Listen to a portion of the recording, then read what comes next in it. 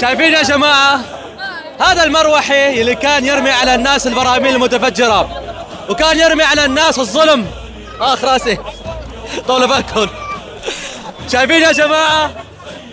اليوم المروحي لسلاح الجو السوري عم يرمي المحبة والورود فوق أجواء إدلب العز.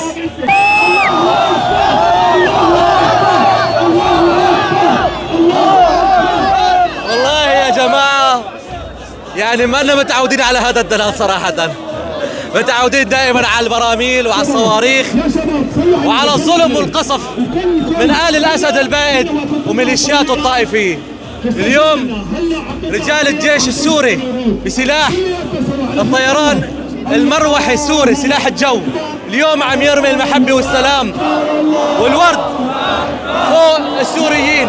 والله مشاهد يعني ما ممكن تنوصف أبدا، والله المشاهد ما ممكن تنوصف أبدا،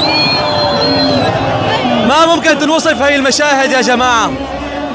شوفوا استقبال السوريين اليوم، الآلاف طلعوا حتى يستقبلوا سلاح الجو السوري، لحتى يحيوه ولحتى سلام الله على إدلب.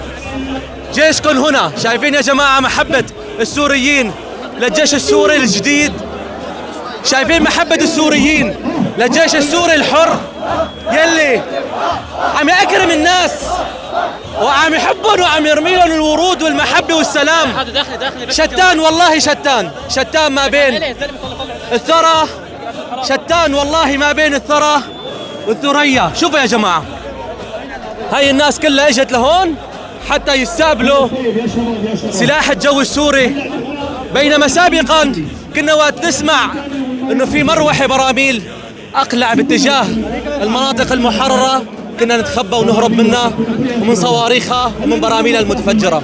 شتان والله شتان. وهي من إدلب لآل الأسد ولشبيحة الأسد وللمؤيدين لهلا بنحب نقول لكم يلعن روحك يا حافظ.